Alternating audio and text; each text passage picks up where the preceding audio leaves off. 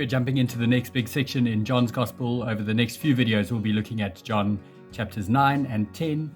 This sermon that I preached from this section I called I Came Home Seeing.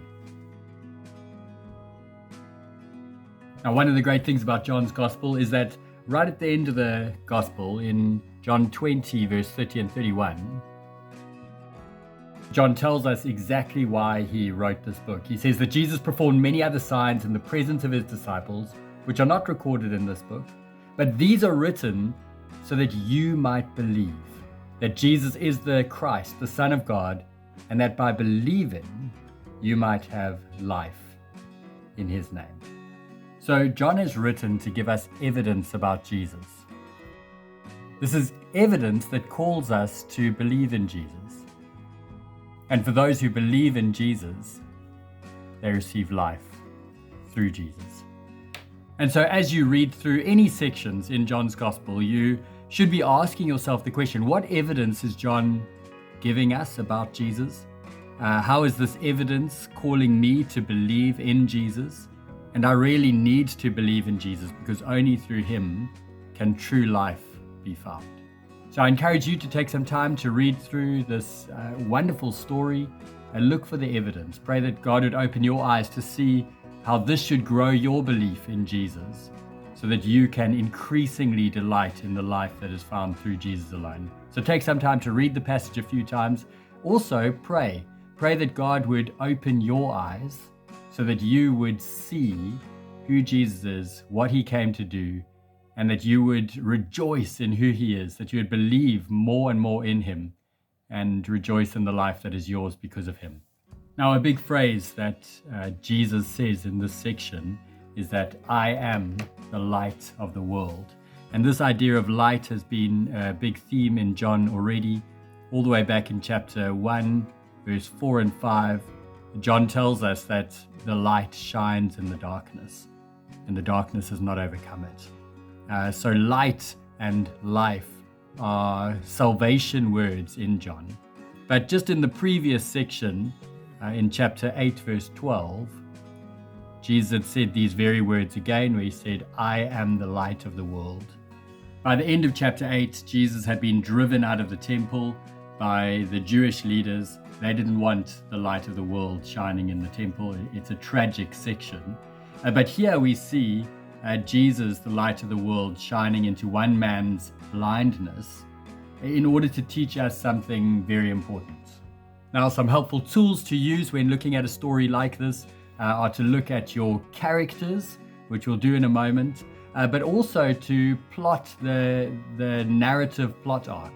So in a narrative, you've got your setting, you've got some conflict that's building, you get a point of climax, which then is resolved in some way, which leads you to a new setting. So you've got your setting, you've got your conflict, got the point of climax, which then heads into the resolution, which leads to a new setting. Now, in this story, the setting is given to us in verse 1. So Jesus, the end of chapter 8, has left the temple, and as he went along, he saw a man blind from birth. So the setting is given to us. But the conflict grows from verse 2 all the way through to verse 7a, where the disciples are asking questions of Jesus about this man, and Jesus teaches the disciples some important truths. So your conflict builds through this section. I think the climax of the story is here in verse 7b, where Jesus, the light of the world, shows that he can do what no one else can do, because this man who is blind from birth goes home seeing. The resolution to the story comes in the rest of this section, so from verse 8 through to verse 12. And then the new setting is given in verse 13, where where this blind man is taken to the Pharisees. And the next big section all has to do with how the Pharisees are questioning this blind man and trying to work out what exactly happened. So looking at this narrative plot arc, it generally just gives you a good picture of the key flow of the story, and the main point is often found around the climax and resolution of the story. And in this story, John wants us to see and believe that Jesus, the light of the world,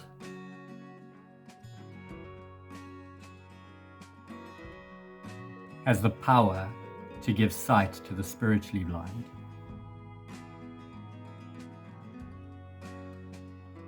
Only Jesus can do this.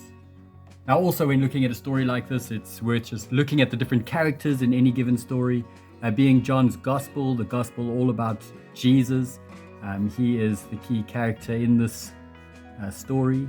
And he says some very important things here. I am the light of the world. And then he proves it by showing that he is the only one who, as the light of the world, has the power to give sight to the blind, this man who's physically blind, but he's pointing to a bigger truth, that he can give sight to the spiritually blind. And we see a number of the spiritually blind in this story.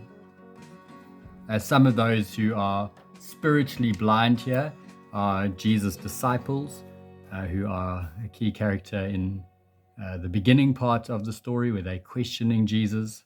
Some of the other spiritually blind in this story are the man's neighbors and those who had formerly seen him. Obviously, a key character in this story is the blind man himself, so a man who was blind from birth.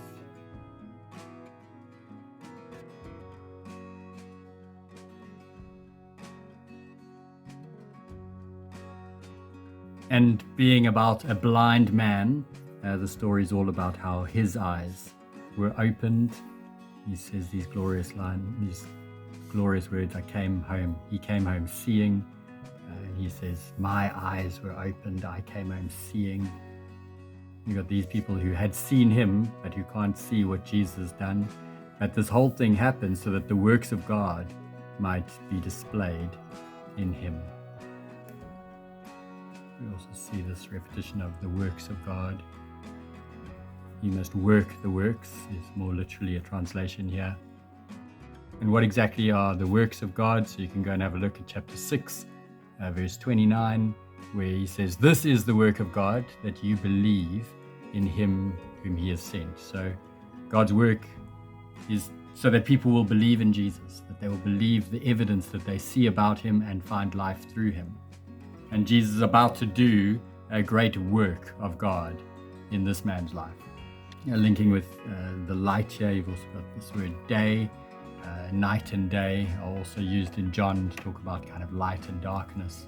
And another tool that John used is what are known as the I am statements. And here's another one, I am the light of the world. As I said, he's already said this in chapter 8, verse 12, I am the light of the world.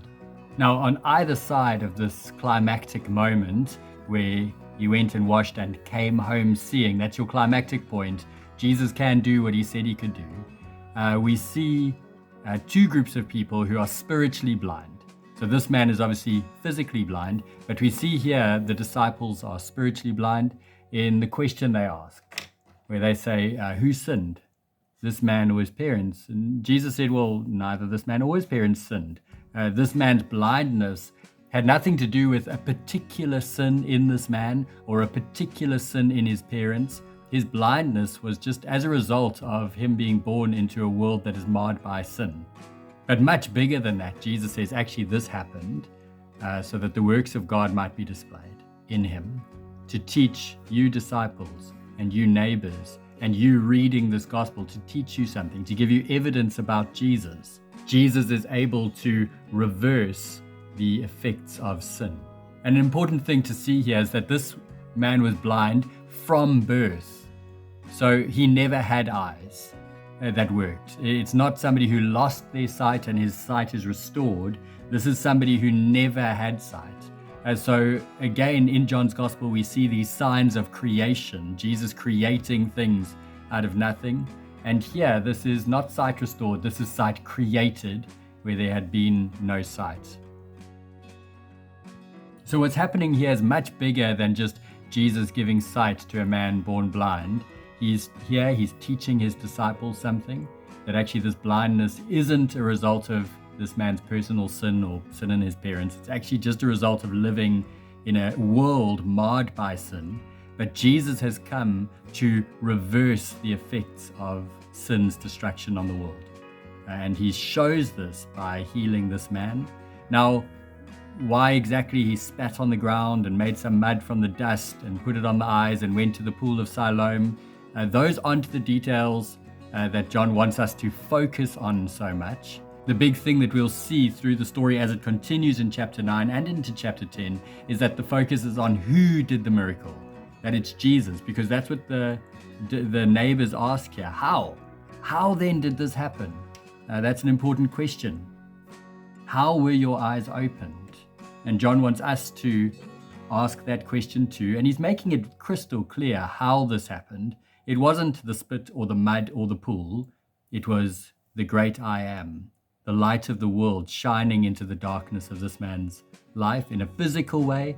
And by the end of chapter 9, we'll see in a spiritual way too, as this man who is born blind not only receives his physical sight, but by the end of the gospel, he says, I believe, and he worships Jesus. And so this story is actually revolving around just the lack of spiritual sight, the spiritual blindness that the disciples had, that Jesus teaches them. And then we see the neighbors also, they see this guy and they are wondering how on earth could a man born blind see again? So some are saying, yep, that's definitely him. Others are saying, no, he only looks like him.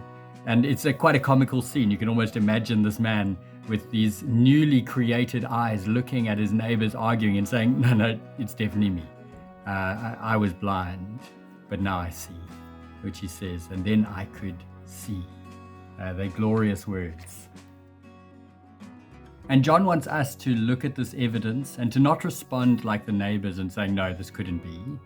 He wants us to see that Jesus, the light of the world, is able to do the impossible, to create sight where there wasn't sight. And if he can do that physically in a man born blind, he can also do that spiritually in people who are born spiritually blind.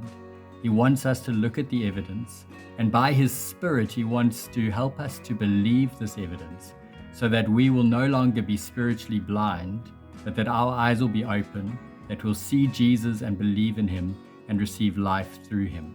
And that's what this story is reinforcing. John has written it down so that we will believe. And this story should also cause us to marvel at the work that Jesus has done in our lives. Just as this man would have gone home and he would have told his parents and his neighbors, and in time anyone else who had the opportunity to tell, we have been also given our sight. We've seen Jesus, and we should reflect on the wonder of what Jesus has done for us. And we should want others to know. We should want them to see the evidence of what Jesus has done in our lives, and not to place their trust in us, but to believe in Jesus, the one who has transformed our lives. And we want them to see Jesus in us so that they can believe in Jesus and find life in his name. And so it's a good opportunity as we read a story like this to reflect on what Jesus has done in order to open our eyes. He is the light of the world who has shone into the darkness of our lives, and we want his light to shine into the darkness of the lives of those around us. And we can use a story like this to show Jesus' power and to point those around us to him as the one who they need to believe in and find life through him.